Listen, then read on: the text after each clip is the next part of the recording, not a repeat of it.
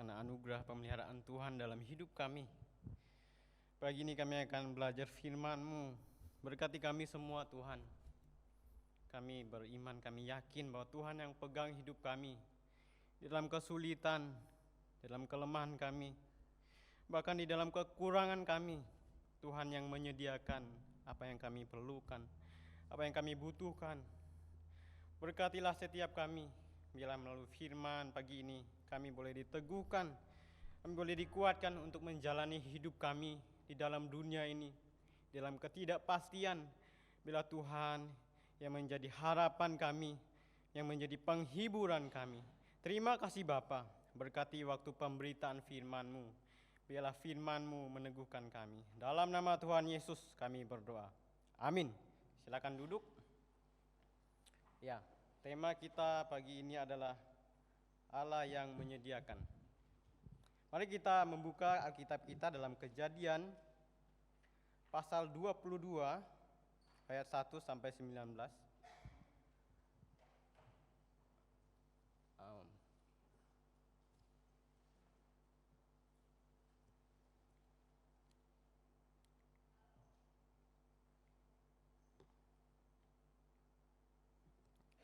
Saya akan bacakan ayat 8 dan ayat 14 saja, karena ini sangat panjang, dan tadi juga sudah dibacakan oleh Pak Carkam.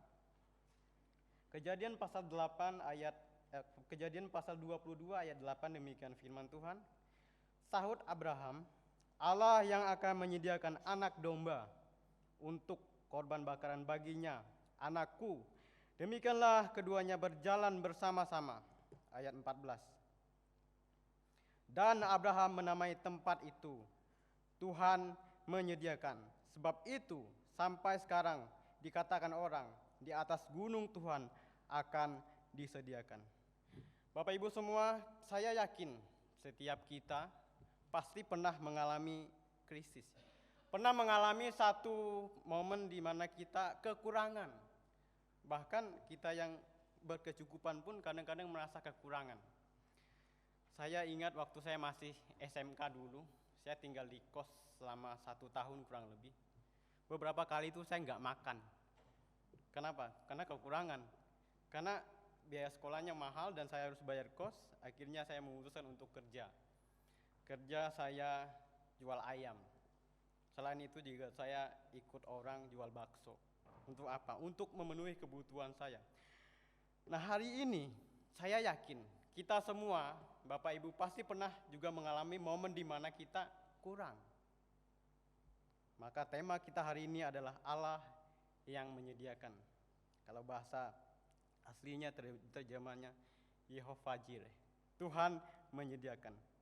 Maka dalam keadaan yang sulit itu, keadaan yang kekurangan itu, kita kadang-kadang bukan bertanya, apakah Tuhan ada? Bukan. Tapi pertanyaan kita, Tuhan, apakah Engkau menyediakan bagi saya? Saya kekurangan. Maka dalam bagian ini kita lihat konteks Kejadian pasal 22 ayat 1 sampai 19 ini. Ketika kita melihat Abraham diminta untuk menyerahkan anaknya yang terkasih. Kita tahu satu-satunya anak yang dia kasihi, dan kita juga lihat Abraham ini bukan cuma anaknya tapi juga perjanjian Tuhan kepada Abraham. Satu kisah yang sangat epik kalau kita baca di seluruh Alkitab. Tentu banyak kisah yang menarik, tapi salah satunya adalah kisah Abraham ini. Kenapa? Karena di mana Tuhan minta, ini anak yang dia kasihi, dia sudah bergumul bertahun-tahun. Saudara tahu ya rasanya kita bergumul menantikan jawaban Tuhan. Dan ketika Tuhan jawab, Tuhan memberikan Ishak kepada Abraham, Tuhan minta lagi, berikan anakmu, persembahkan anakmu. Seolah-olah Tuhan tuh sedang ngeprank Abraham. Ini loh, saya udah kasih, sudah jawab doamu. Tapi Tuhan minta lagi. Namun di bagian ini, kita bukan hanya melihat bagaimana ketaatan Abraham, tapi juga kita akan melihat bagaimana Allah yang menyediakan bagi Abraham. Ishak itu bukan cuma anak perjanjian yang diberikan Allah untuk menggenapi janjinya kepada Abraham. Allah mengatakan dari keturunanmu akan lahir bangsa-bangsa seperti pasir di laut. Begitu banyak. Tapi ketika Abraham diminta untuk memberikan anaknya, Abraham tidak berkata, tidak komplain kepada Tuhan. Maka Ishak ini pertama adalah pengendapan janji Tuhan, karena Tuhan memang sudah berjanji kepada Abraham. Kedua, Ishak ini adalah harapan masa depan Abraham. Ya, dari Ishak inilah keturunan Bapak Ibu yang punya anak, itu adalah keturunanmu, harapan masa depanmu gitu ya. Dan Ishak ini bukti kesetiaan Tuhan. Pertanyaan, kalau Tuhan sudah setia, kenapa Tuhan mau ambil gitu? Kita memang tahu ending kisah ini ya, tapi kita akan melihat apa yang penting bagi kita sebagai orang percaya dengan tema Allah yang menyediakan ini. Justru di sini ya, ketika Abraham diminta, dia taat dan dia tidak komplain. Secara manusia, kita ketika diminta sesuatu yang sangat berharga di dalam hidup kita mungkin sulit melepaskannya. Bapak, Ibu, kalau hari ini Tuhan minta anakmu, apakah engkau mau kasih? Kalau anakmu banyak mungkin ya oke ya. Tapi kalau cuma satu-satunya, susah. Karena itu yang kita sayangi, yang kita cintai. Maka melalui peristiwa ini, saya akan mengajak Bapak Ibu belajar 4 hal. Bagaimana kita mengimani bahwa Allah itu menyediakan. Seringkali di dalam kesulitan, di dalam kekurangan, Tuhan membentuk kita untuk bergantung kepada Tuhan. Kalau kita biasa hidup enak dan semua ada, kita akan merasa mungkin gak perlu Tuhan. Ya, bersyukur kalau Bapak Ibu hari ini kecukupan, berkelimpahan, tapi mengasihi Tuhan, itu anugerah. Tapi ada juga orang yang karena dia merasa dia gak ke gereja juga bisa makan. Nah, di tempat saya ya, orang-orang Dayak itu filosofinya ke gereja gak ke gereja juga bisa makan. Sehingga ya mereka pikir ke gereja gak penting. Tapi bukan itu poinnya. Tapi Bapak Ibu yang sudah mengenal Tuhan harusnya tidak punya pikiran seperti itu. Maka dari kisah Abraham ini saya mengajak kita belajar 4 hal. Pertama, iman mendahului kebutuhan. Di ayat 1 dikatakan Allah mencobai Abraham. Hal pertama yang kita perlu pahami bahwa ini bukan tentang kehilangan Ishak. Bukan. Kita tahu Ishak nanti enggak dibunuh sama Abraham. Ini tentang iman Abraham. Tuhan sedang menguji Abraham. Apakah engkau lebih mengasihi anakmu daripadaku? Apakah engkau lebih mencintai berkat daripada sang pemberi berkat? Ini ujian bagi Abraham ketika dia harus memberikan anaknya yang terkasih. Kadang-kadang Tuhan mengizinkan pencobaan masuk di dalam hidup kita untuk membuktikan apakah kita benar-benar mengasihi Tuhan. Kalau kita di dalam kehidupan yang enak, semuanya ada, kita nggak akan kesulitan. Tapi bagaimana sesuatu yang berharga, berkat yang paling kita sayangi, mungkin aset, orang yang kita kasihi, harta benda kita, kalau Tuhan minta, ready-kah kita? Saya pernah kehilangan, saya pernah saudara meninggal. Saya sedih, kenapa? Karena saya mengasihi, saya menganggap itu sesuatu yang berharga. Dan kita semua pasti merasakan hal yang sama. Demikian Abraham ketika dia diuji untuk memberikan anaknya. Saudara, kita lihat di sini, Tuhan ingin melihat kondisi hati Abraham. Apakah dia benar-benar mengasihi Tuhan? Apakah dia benar-benar punya iman sama Tuhan? Ujiannya sangat berat, karena satu-satunya yang paling berharga di dalam konteks perjanjian lama adalah keturunan. Dan Abraham punya keturunan itu, Ishak. Anak yang dijanjikan Tuhan. Kalau Tuhan minta hartanya mungkin dia bisa kasih. Wong Abraham orang kaya kok. Dia banyak kambing, domba, banyak budak dan segala macam. Tapi ini anaknya yang diminta. Secara logika, kenapa sih Tuhan gak minta kambing, domba yang banyak aja gitu? Kenapa gak pakai lembu yang gemuk, yang bagus untuk kasih persembahan? Kenapa harus anak gitu? Tapi kita lihat di sini Abraham gak komplain. Siapa di sini Bapak Ibu yang ketika melihat sesuatu yang kita kasih diambil orang, kita gak rela. Maka iman itu seperti emas yang dimurnikan. Kita tahu ya, hari ini ada banyak kalung, banyak gelang, banyak perhiasan.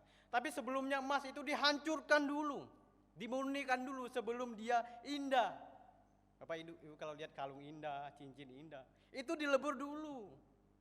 Enggak semata-mata ketika digali di tanah, di mana misalnya, langsung jadi, no. Tapi dia dimurnikan dulu. Demikian juga iman. Iman di sini diuji oleh Tuhan. Dalam konteks ini Abraham diuji oleh Tuhan. Hari ini kalau Tuhan minta anak kita, mungkin kita enggak mau. Kita mungkin bisa berkata, Tuhan ini aku, ambillah anak dia. Kenapa? Anak saya lucu Tuhan, anak dia bau. Kita enggak rela. Kenapa? Karena itu yang kita sayangi. Kita enggak mau. Ada seorang mahasiswa, semalaman dia berdoa. Besoknya mau ujian saudara. Dia berdoa, Tuhan, saya mengasihi Engkau. Saya mencintai Engkau apa adanya. Besok saya mau ujian Tuhan. Tolong saya supaya lulus. Saudara tahu? Besoknya ketika dia ujian, dia enggak lulus, dia fail. Lalu dia mengatakan, Tuhan Engkau bohong. Kenapa saya enggak lulus? Dia marah-marah di dalam kelas. Terus temannya tanya, semalam kamu belajar berapa jam? Enggak belajar, goblok kata temannya. Ini iman tuh bukan kemalasan. Iman tuh ada perjuangan. Kadang-kadang seringkali kita itu 11-12 ya iman dengan kemalasan. Kita berharap Tuhan tolong kita. Tapi kita enggak ada usaha, ya enggak mungkin. Kita juga perlu bekerja. Kita tahu Tuhan menyediakan, tapi kita perlu bekerja. Kenapa? Alkitab mengatakan, kamu punya tanggung jawab sebagai manusia. Tuhan memang menyediakan, tapi Tuhan mau kita bekerja dan berusaha. Banyak orang hari ini berpikir bahwa ketika mengikuti Tuhan, itu hidup saya akan mudah, saya akan diberkati, usaha saya akan lancar. No, Tuhan gak pernah janji seperti itu di dalam Alkitab. Hari ini mungkin kita lihat banyak orang yang setia mengasihi Tuhan. Kok dia tambah miskin ya? Kok dia sakit-sakitan ya? Ya kita gak bisa pungkiri bahwa kita semakin hari semakin lemah, semakin susah, tubuh kita semakin rentan. Itu natur kita. Namun kita bisa lihat contoh dalam Alkitab. Yusuf, dia diuji sebelum dia menjadi penguasa nomor 2 di Mesir. Saudara tahu bagaimana kisah Yusuf? Jadi dijual sama saudaranya sendiri. Dikhianati. Dalam perjalanannya ketika menuju ke Mesir, dia menjadi budak, dipenjara, difitnah, dituduh. Tapi kita lihat dia berjalan sama Tuhan. Dan kita tahu happy ending. Dia menjadi penguasa nomor 2 di Mesir. Itu prosesnya sangat panjang dan sangat tidak enak. Siapa sih kita yang mau? Mungkin kalau saya ditawarin jadi Yusuf juga saya nggak mau. Kenapa? Walaupun dia jadi pemimpin nomor 2, menjadi orang hebat gitu, tapi prosesnya lama dan sangat berat. Di penjara, dilempar ke sumur, penyiksaan bahkan dia alami. Tapi kita lihat dia diuji dan dimurnikan oleh Tuhan sampai akhirnya dia menjadi orang nomor 2 di Mesir. Kemudian juga kita bisa lihat Ayub. Ayub itu kita tahu ketika dia diuji oleh Tuhan, sakit penyakit datang, kebangkrutan datang, anak-anaknya mati. Siapa kita kalau hari ini yang harta benda kita, orang-orang yang kita kasih diambil Tuhan, masih kita berkata Tuhan Kau baik? Susah. Tapi itulah iman yang membuat kita teguh. Iman itu harus diuji. Ayub ketika dia harus kehilangan segalanya, dia tidak berkata Tuhan itu jahat. Dan dia tetap terus beriman kepada Tuhan. Dan kita juga tahu bagaimana Tuhan kemudian memulihkan dia, memulihkan keluarganya, harta bendanya. Tapi sebelumnya dia sudah melewati proses ujian. Kemudian kita juga bisa lihat Daud. Daud diuji sebelum dia jadi raja. Daud itu saudara, tingginya 160 cm ya, mungkin setinggi saya kali ya. Sebelum dia jadi raja, dia dikejar-kejar. Pernah satu ketika dia pura-pura gila. Air liurnya menetes untuk bertahan hidup. Dia dikejar-kejar oleh Saul, mau dibunuh. Tapi ada satu momen di mana Daud punya kesempatan. Si Raja Saul sedang boker di dalam gua. Anaknya, bos, itu loh ada kesempatan untuk bunuh. Tapi Daud bilang, tidak. Tuhan yang akan membalaskan. Kenapa? Karena imannya. Ketika dia diuji, bahkan diberikan kesempatan untuk membalas musuhnya, dia tidak lakukan. Dan kita tahu, melalui Daud, itu lahir Yesus. Tapi sebelumnya, Daud sudah melewati begitu banyak proses dan penderitaan. Itulah pemurnian. Kemudian contoh terakhir kita lihat kisah Abraham hari ini yang kita bahas. Dia harus taat kepada Tuhan. Tuhan minta anaknya, tapi dia lakukan. Tanpa ragu, dia memberikan anaknya. Satu ketika saya naik Grab. Waktu itu saya sakit kepala, lagi gak enak badan. Saya diam gini. Bapaknya tiba-tiba bilang, kamu calon pendeta ya? Katanya. Oh, iya pak. Saya belajar teologi katanya. Oh oke, saya bilang kan. Terus dia berdiskusi dengan saya. Akhirnya dia mengatakan, kamu tahu nggak? Iman itu hanya persepsi, dia bilang. Saya berpikir sejenak, orang ini belajar teologi tapi dia mengatakan iman adalah persepsi. Kayaknya kurang tepat deh pak gitu. Terus saya jelaskan iman ini adalah bukti dari apa yang kita tidak lihat gitu kan. Saya bacakan Ibrani 11 ayat 1, iman adalah dasar dari segala sesuatu yang tidak kita lihat. Bapak itu marah sama saya. Kamu ya masih muda, kaku kali. Saya dalam hati, bapak ini beku otaknya dalam hati. Saya jelaskan dia gak mau terima. Dia bilang, kamu masih muda, harusnya dengar saya lebih tua. Saya bilang, pak gak begitu pengertian iman. Gak, iman itu persepsi. Kamu aja persepsi gitu. Saya gak percaya yang kamu bilang. Dalam hati saya, sesuatu yang kalau sudah kita lihat, sudah ada buktinya, itu bukan iman, itu konfirmasi. Tapi bapak ini kekeh nggak mau kalah. Saya juga yaudahlah, karena saya masih muda, bapak ini sudah tua, saya menghargai. Oke pak, terima kasih untuk penjelasannya. Kiranya Tuhan Yesus memberkati bapak. Iya, kamu juga jangan kaku katanya. Dalam hati saya. Saya jadi naik Grabnya, awalnya tadi capek, sakit kepala, saya jadi mikir. Begini amat ya, jadi hamba Tuhan kadang-kadang dihina. Saya nggak ngapa-ngapain, cuma duduk diam begini. Dia bilang, kamu calon pendeta. Ya saya kan nggak bisa bohong bapak ibu. Ya iya dong gitu kan. Terus dia tanya segala macam. Tapi dari hal ini saya belajar bahwa banyak orang punya yang sudah belajar Alkitab, pengertiannya salah. Dia mengatakan iman itu persepsi. Saya bilang enggak, iman itu adalah bukti dari apa yang tidak kita lihat di dalam kehidupan kita. Mungkin hari ini saudara, kita sedang mengalami kesulitan. Saya nggak tahu kesulitan saudara. Kesulitan ekonomi mungkin, usaha lagi susah. Kesulitan keluarga, relasi dengan anak, dengan menantu, dengan saudara lagi tidak enak. Atau bahkan tekanan pekerjaan. Saudara yang kerja di kantor, saya mengerti kok bagaimana kesulitan orang bekerja. Saya pernah bekerja. Sebelum saya kuliah saya kerja. Saya tahu bagaimana ketika kita ditekan oleh rekan kerja kita. Atau bahkan kita yang melayani di gereja. Kita lelah, kita capek. Beberapa hari ini saya banyak dengar teman-teman saya yang hamba Tuhan mengundurkan diri. Kenapa? Lelah. Akhirnya mereka memutuskan untuk berhenti jadi hamba Tuhan. Saya bersyukur sama Tuhan, saya berdoa Tuhan pegang saya. Saya juga manusia berdosa. Saya bisa lepas. Tapi jangan biarkan saya meninggalkan panggilan saya. Saya sudah berjanji Tuhan. Saya sangat takut dibuang Tuhan. Tapi saya sedih teman-teman saya yang dulunya waktu masih sekolah bareng-bareng. Mereka kalinya meninggalkan Tuhan. Enggak mau pelayanan lagi. Saya enggak tahu faktor apa. Tapi yang jelas, saya hari ini masih ada. Masih bisa menikmati panggilan Tuhan. Karena Tuhan yang pegang. Maka poin pertama yang kita perlu pelajari hari ini adalah iman mendahului kebutuhan. Itulah Allah yang menyediakan.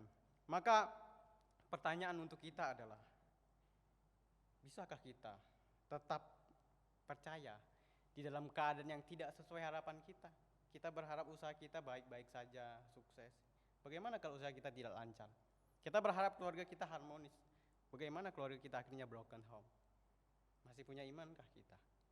Atau kita hanya percaya kepada Tuhan ketika semuanya lancar, semuanya berjalan dengan baik? Itu bukan iman. Iman adalah ketika sesuatu yang harusnya kita tidak relakan, tapi kita harus berikan kepada Tuhan.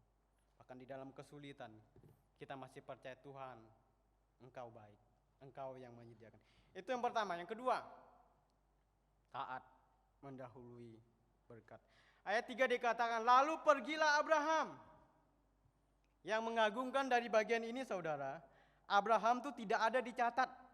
Dia berdebat sama Tuhan. Dia pergi. No complain, just obey. Taat, no complain. Dia gak ngomong, kemana Tuhan? Ngapain Tuhan? No. Dia langsung pergi. Dikatakan di situ, ia bangun pagi-pagi dan menyiapkan keledai dan membelah kayu, lalu berjalan menuju Moria. Perhatikan baik-baik di sini bahwa Abraham tidak tahu dia harus ngapain ke sana. Dia belum tahu apa yang harus dia kerjakan, tapi dia taat kepada Tuhan. Dikatakan dia bangun pagi-pagi. Coba kalau dia bangun siang-siang, orang yang lewat akan, Pak, mau camping ya belah kayu? Enggak, mau bakar anak gitu kan. Oh iya, mau pergi mau bakar anak. Tapi perhatikan baik-baik di sini. Abraham belum melihat domba yang Tuhan sediakan di atas Gunung Moria itu. Dan dia belum melihat mujizat Tuhan. Dia juga belum melihat solusinya. Dia tahu dia akan kehilangan anaknya yang terkasih. Tapi dia taat. No complain. Dia pergi ke Gunung Moria, pagi-pagi dia berjalan. Dia enggak kesiangan. Boleh enggak sih Tuhan jam 10 aja berangkatnya? Enggak, pagi-pagi. Pagi-pagi di dalam konteks ini adalah subuh. Jam 4, jam 5, bukan jam 6, jam 7. Dia pergi ke sana. Inilah iman yang sejati, bahwa berjalan ketika belum melihat dan berjalan karena percaya. Ada seorang ibu-ibu membeli lemari di toko furniture. Ibu-ibu ini pesan online. Dia beli kan, akhirnya beberapa hari kemudian lemari ini sampai. Ketika barangnya datang, ya saya nggak tahu bagaimana ekspresi ibu-ibu, tapi dia membuka unboxing paket itu, lemari kan. Di paket itu ada perintah bagaimana memasang lemarinya. Ibu ini perhatikan, baca itu kan. 10 menit kemudian dia bingung bagaimana ya masangnya. 15 kemudian dia marah-marah. Apa ini barang kayak gini? Gak berguna katanya. Lemari ini kan mesti mesti dirancang dulu. Ibunya marah-marah. 20 menit kemudian dia bilang, memang bodoh pabrik ini, dia bilang. Ini kenapa? Saya beli percuma, kayu doang. Dia pasang kiri, pasang kanan, gak jadi-jadi. 30 menit kemudian ibu itu baru sadar. Ternyata dia salah pasang. Yang kanan harusnya ke kiri, yang kiri harusnya ke kanan. Dia mulai pikir, saya yang bodoh katanya. Kadang-kadang ya Bapak Ibu, di dalam kehidupan kita tuh cepat sekali menyalahkan Tuhan. Padahal yang salah tuh kita. Kenapa ya saya begini? Kenapa kok Tuhan saya begini? Ternyata salah kita. Kita yang gak perhatikan dulu. Ya mungkin ibunya itu gak lihat dulu ya perintahnya di bukunya itu. Dia langsung pasang aja. Ya ini iman, tapi gak ada pengertian. Bukan iman yang seperti itu. Iman itu harus ada pengertian. Kita seringkali menyalahkan Tuhan. Bukan karena Tuhan yang salah, tapi karena kitanya yang gak memperhatikan hidup kita, perintah Tuhan.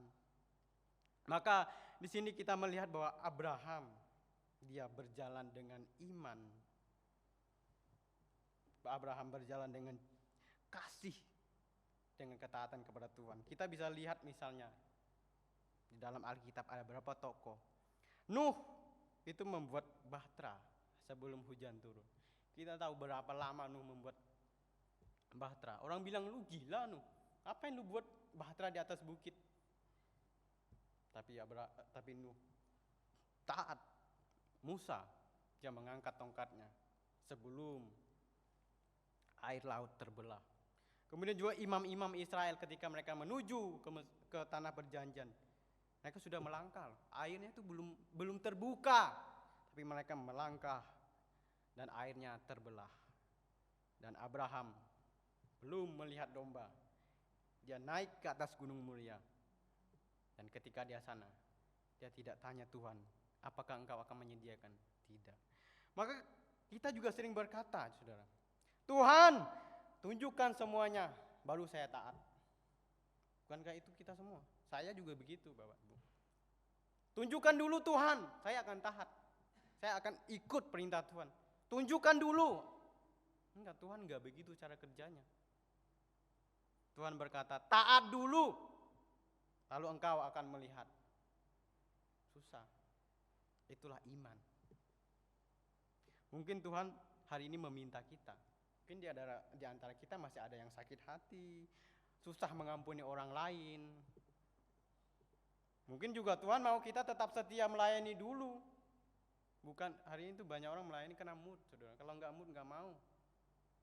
Ya saudara, pelayanan karena mood atau karena mengasihi Tuhan. Saya nggak mood, nggak mau melayani Tuhan. Ya Tuhanmu berarti moodmu gitu kan. Atau Tuhan mau kita jujur di dalam pekerjaan kita. Berapa banyak orang hari ini yang bekerja dan menipu.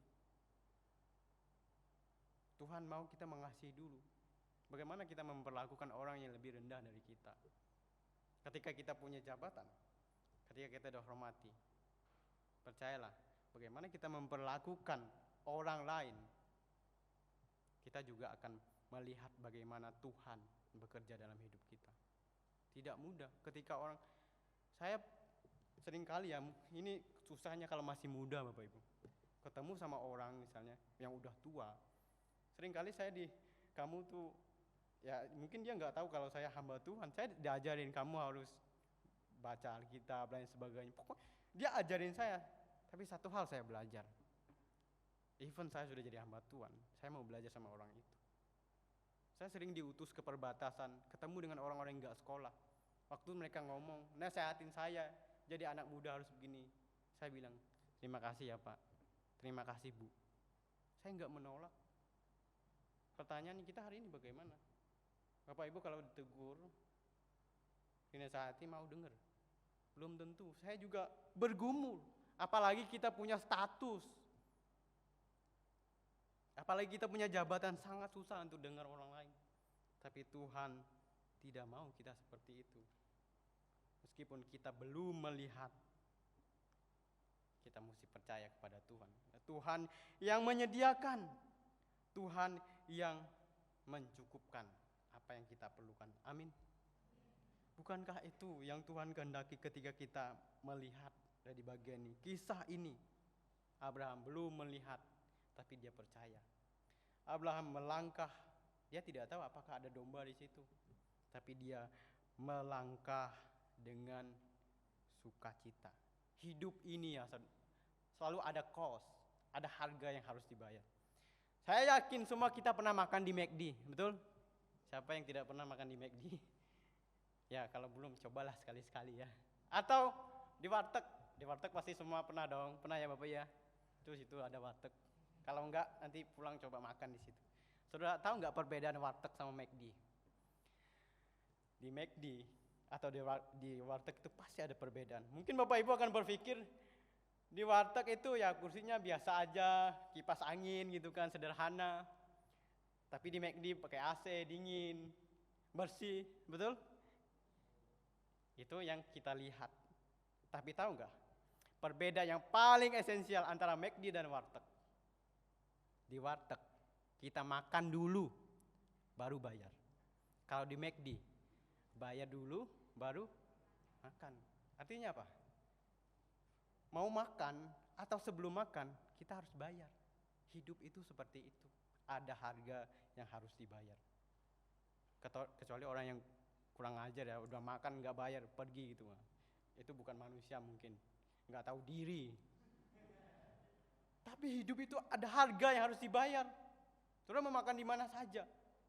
Di warteg, ayo silakan makan, ambil sendiri gitu kan, makan, kita makan. Tapi setelah makan kan kita bayar. Kalau di McD kita bayar dulu, baru kita makan. Itulah hidup. Ada harga yang harus dibayar.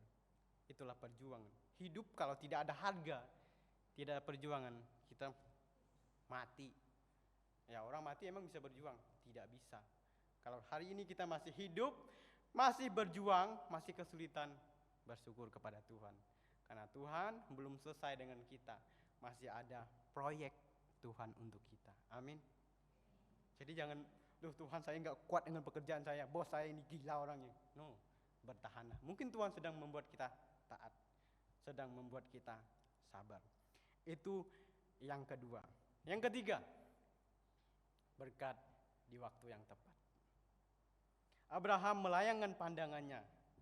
Lalu ia melihat seekor domba jantan. Ayat 13. Domba itu tidak datang terlalu cepat. Dia nggak datang sebelum Ishak dibaringkan. No. Dan dia juga tidak datang terlambat setelah Abraham menusuk Ishak. Tidak. Tapi domba itu datang tepat waktu. Tuhan tidak pernah terlambat. Tuhan menyediakan pada waktunya. Ketika Abraham ingin menusuk anaknya Ishak, jangan engkau apa-apakan anak itu. Dan dia melayangkan pandangannya, dia melihat seekor domba jantan. Tuhan menyediakan tepat pada waktunya. Tepat di mana Abraham akan mengorbankan anaknya. Saudara pernah pikir di dalam hidup kita? Mari kita flashback. Bagaimana ketika kita kekurangan, Tuhan menyediakan.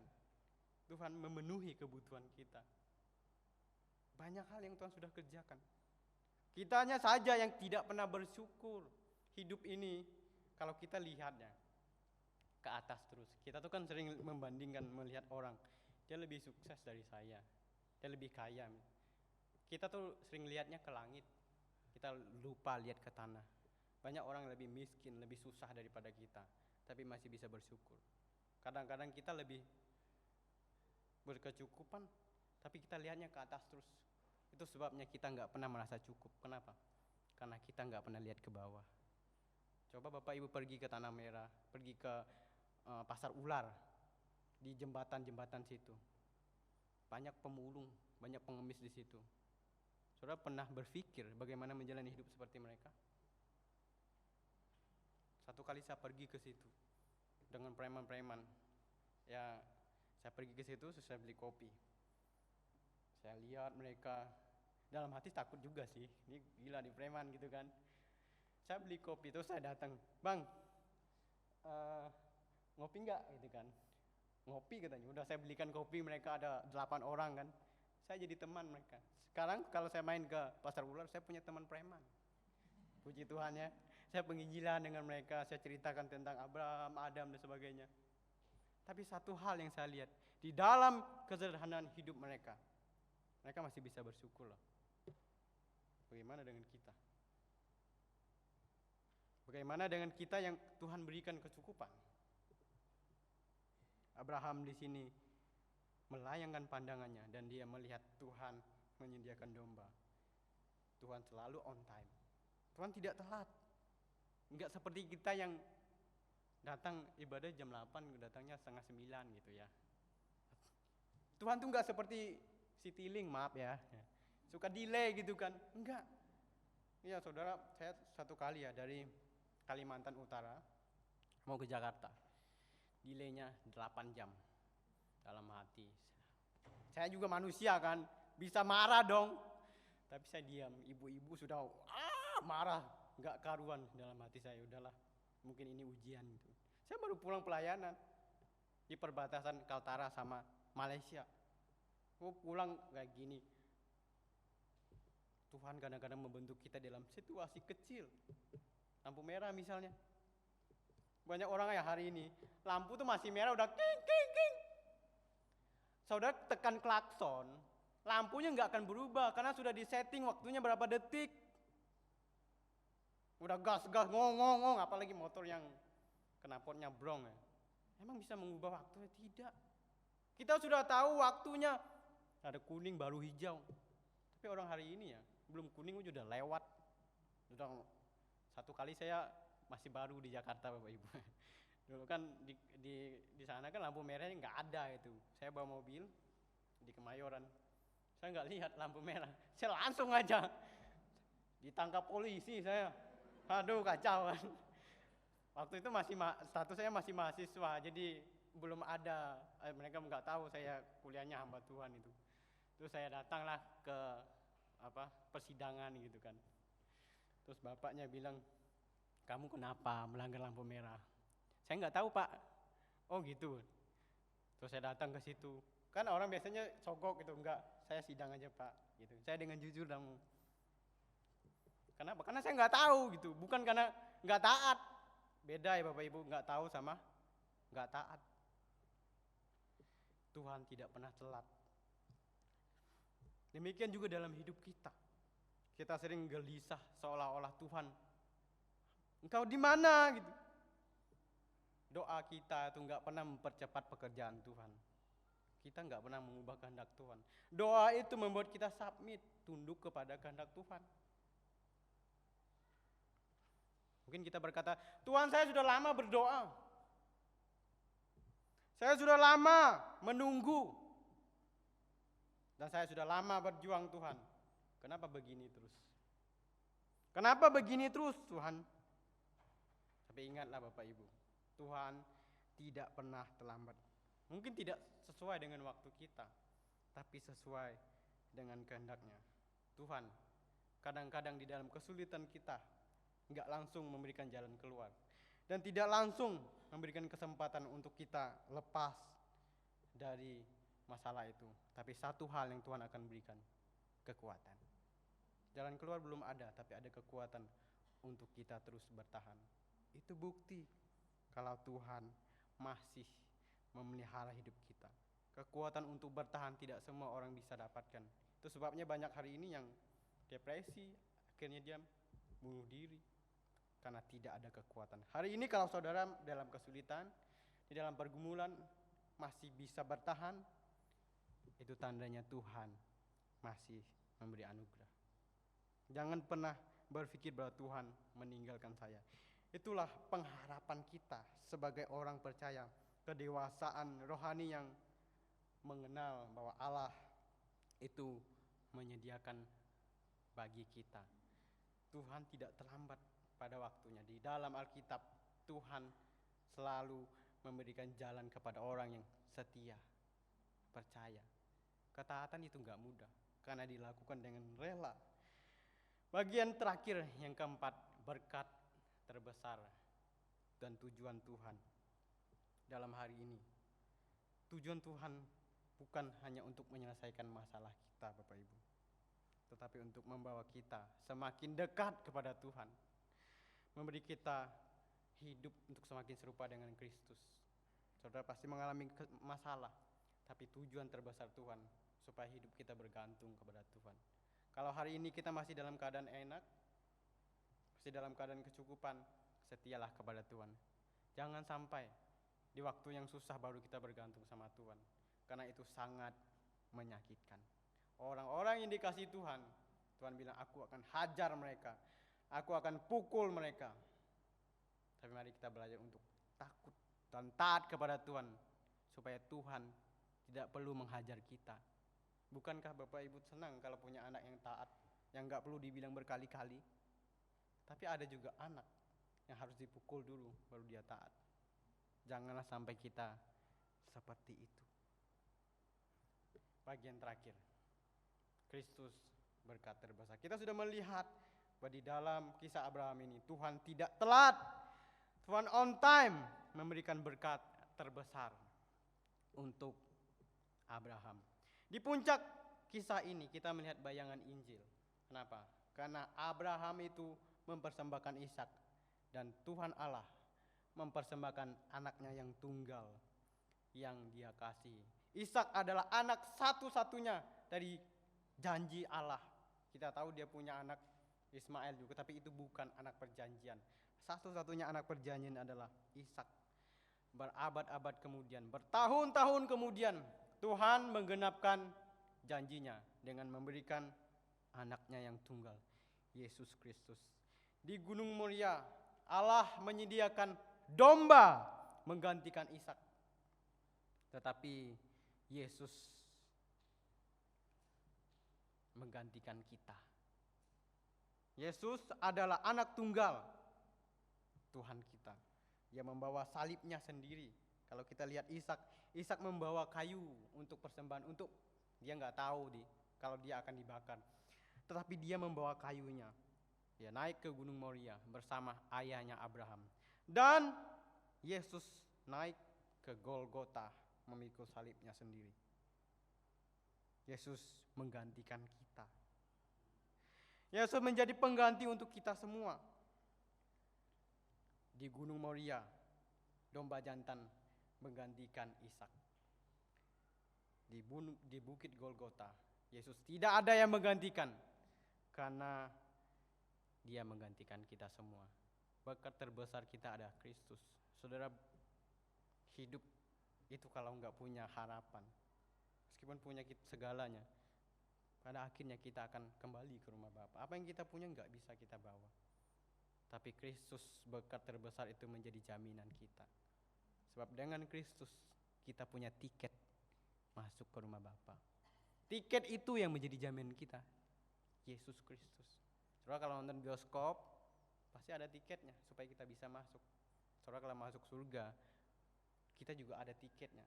Nah, literally memang bukan tiket seperti yang kita bayangkan, tapi melalui Kristus kita masuk ke rumah Bapa. Karena kita diganti oleh Yesus di atas bukit Golgota. Maka penyediaan Allah terbesar bagi kita itu adalah Kristus. Kristus adalah berkat terbesar untuk kita semua. Tanpa Kristus kita bukan orang-orang yang mengasihi Tuhan. Penyediaan Allah itu bukan hanya uang atau kekayaan atau jabatan, kedudukan, kesehatan. Kita semua perlu itu. Tapi yang paling kita butuhkan di dalam dunia ini adalah keselamatan. Yang paling kita butuhkan adalah keselamatan. Hari ini mungkin Bapak Ibu banyak orang yang punya uang di ATM-nya 5 miliar mungkin, 100 miliar dan berapa. Tanpa Kristus, mereka, kita semua yang tidak percaya Kristus sedang mengantri ke dalam kebinasaan. Uang tidak akan bisa membuat kita lepas dari hukuman dosa. Tapi apakah kita nggak boleh kaya? Boleh banget, kalau takut akan Tuhan. Sebab dengan Alkitab mengatakan dengan uang kita bisa melayani Tuhan. Dengan uang kita bisa mengasihi orang lain. Tetapi bagian ini mengatakan bahwa berkat terbesar bukan hanya uang, bukan hanya jabatan, bukan hanya kesehatan secara fisik, tapi keselamatan di dalam Kristus. Keselamatan itulah yang menjadi bekal kita, menjadi modal kita. Maka masalah terbesar manusia sesungguhnya bukan soal kemiskinan, bukan soal penyakit atau kegagalan. Tentu itu semua tidak enak. Semua itu sangat tidak enak. Tetapi masalah terbesar kita adalah kita terpisah dari Allah oleh karena dosa. Itu sebabnya kita perlu Kristus untuk menyelamatkan kita, membawa kita kepada anugerah Tuhan. Dan itulah yang menjadi modal kita untuk datang kepada Tuhan. Maka kesimpulannya saudara, ingatlah bahwa Kejadian 22 ini kita belajar 4 hal. 1, iman mendahului kebutuhan. 2, taat mendahului berkat. Dan 3, berkat datang pada waktu yang tepat. Dan terakhir, Kristus adalah berkat terbesar kita. Tuhan yang menyediakan bagi Abraham adalah Tuhan yang sama menyediakan bagi kita. Kalau kita lihat dalam Mazmur 23 dikatakan, "The Lord is my shepherd, I shall not want. He make me lie down in green pasture. He lead me beside the still water, and He restore my soul." Tuhan adalah gembalaku. Dia membaringkan aku di rumput yang hijau. Dia tidak akan meninggalkanku. Tuhan yang sama memelihara Abraham, juga Tuhan yang sama memelihara kita dan menyediakan apa yang kita perlukan. Amin. Mari kita berdoa. Bapa di surga, kami bersyukur kalau pagi ini kami boleh belajar dari kisah Abraham. Bagaimana Tuhan menyediakan bagi kami. Bagaimana Tuhan menyediakan apa yang kami perlukan, apa yang kami butuhkan. Ajar kami untuk punya iman yang sama seperti Abraham. Kami berjalan, belum kami melihat. Tapi biarlah kami taat, tidak komplain, tidak bersungut-sungut. Ajarlah kami untuk sungguh-sungguh mengasihi Tuhan. Berkati setiap kami hari ini yang beribadah, yang mendengar firman-Mu. Biarlah firman-Mu menguatkan dan meneguhkan kami. Berkati jemaat-Mu Tuhan di dalam pekerjaan mereka, usaha mereka, dalam studi, dalam kehidupan hari-hari, keluarga. Tuhan pelihara bila mereka terus punya iman yang sungguh-sungguh mengasihi Tuhan, menjadi alat, menjadi berkat bagi kemuliaan Tuhan. Terima kasih berkati gereja ini. Pelihara gereja ini Tuhan, karena gereja ini milik-Mu, bukan milik manusia. Terima kasih Bapa, kami menyerahkan hidup kami sepanjang minggu ini. Biarlah kami melihat Tuhan tidak terlambat dan Tuhan selalu menyertai kami. Terpujilah nama-Mu Bapa, dalam nama Tuhan Yesus kami berdoa. Amin.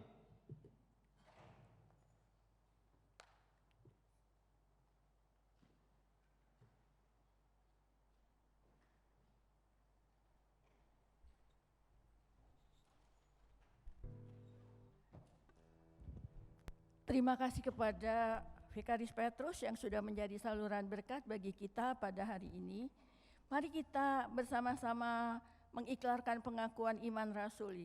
Saya mengundang Bapak Ibu Saudara sekalian untuk bangkit berdiri. Pengakuan iman rasuli. Aku percaya kepada Allah Bapa yang Maha Kuasa, Khalik langit dan bumi, dan kepada Yesus Kristus, anaknya yang tunggal Tuhan kita, yang dikandung dari Roh Kudus, lahir dari anak darah Maria, yang menderita sengsara di bawah pemerintahan Pontius Pilatus, disalibkan, mati dan dikuburkan, turun ke dalam kerajaan maut. Pada hari yang ketiga, bangkit pula dari antara orang mati, naik ke surga, duduk di sebelah kanan Allah Bapa yang Maha Kuasa, dan dari sana dia akan datang untuk menghakimi orang yang hidup dan yang mati. Aku percaya kepada Roh Kudus, gereja yang kudus dan am, persekutuan orang kudus, pengampunan dosa, kebangkitan tubuh dan hidup yang kekal. Amin. Mari kita akan meresponi akan renungan pagi ini, firman Tuhan pagi ini dengan pujian nomor keempat. Tuhan tak pernah janji, langit selalu biru. Minta tolong untuk singer atau MC boleh membantu.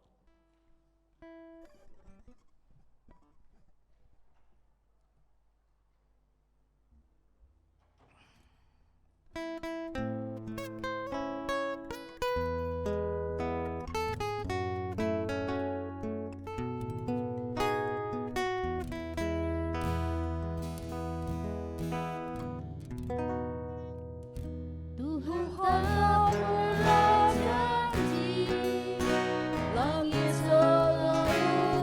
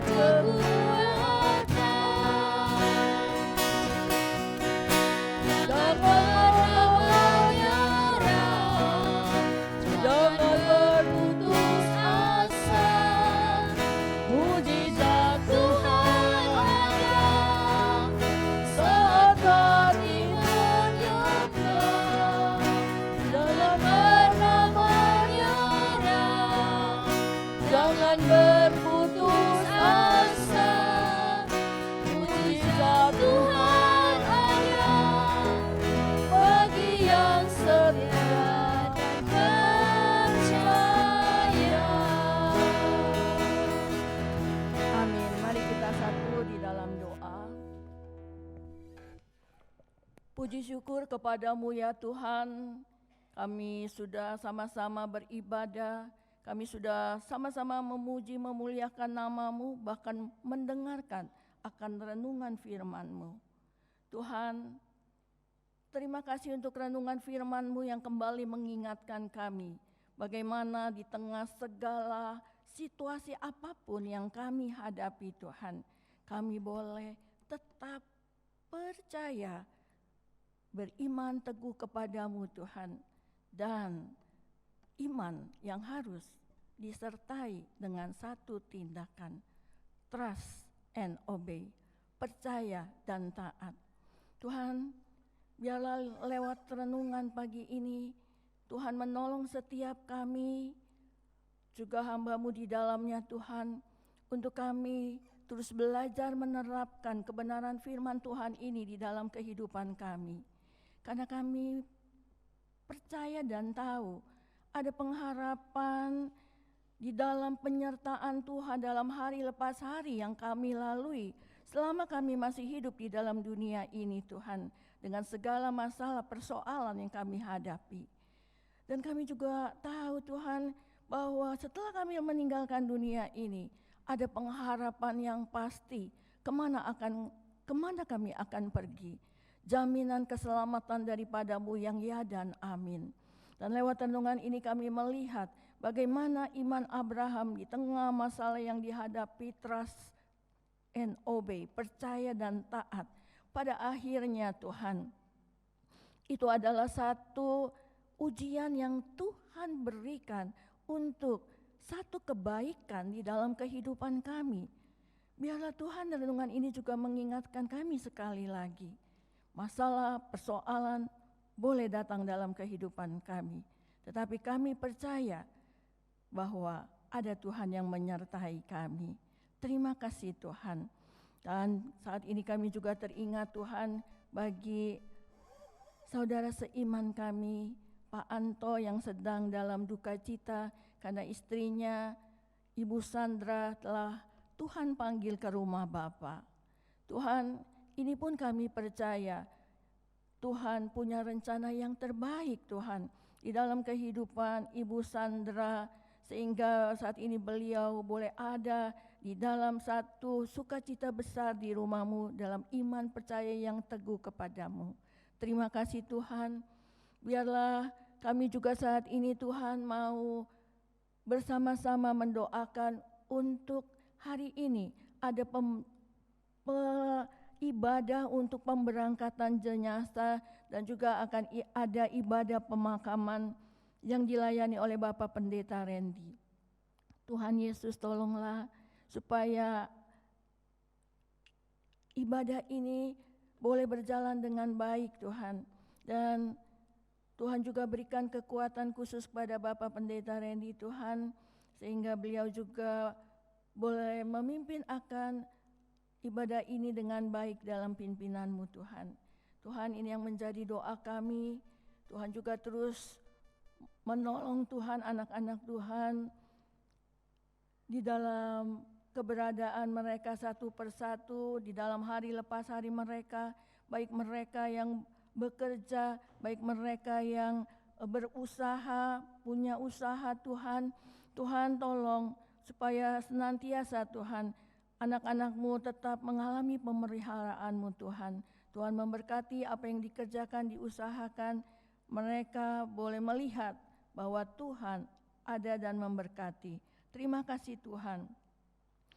Pada akhirnya sekali lagi Tuhan, kami mau menyerahkan hari lepas hari kami dalam kehidupan kami 1 minggu ke depan ke dalam tangan Tuhan.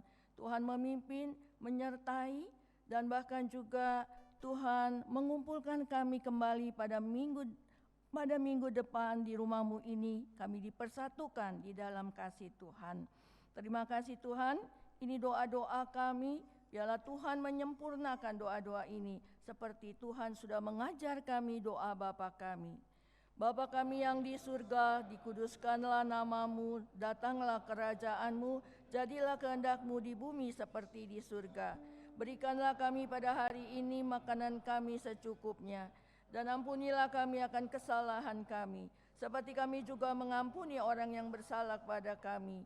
Dan janganlah membawa kami ke dalam pencobaan, tetapi lepaskanlah kami daripada yang jahat. Karena Engkaulah yang mempunyai kerajaan dan kuasa dan kemuliaan sampai selama-lamanya. Amin. Doksologi.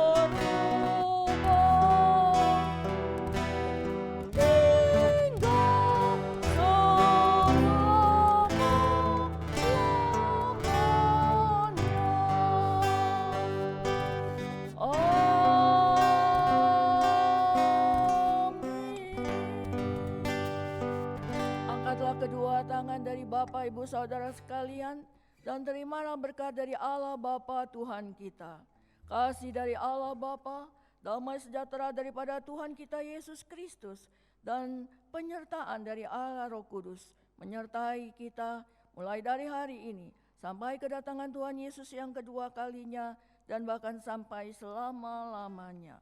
Amin.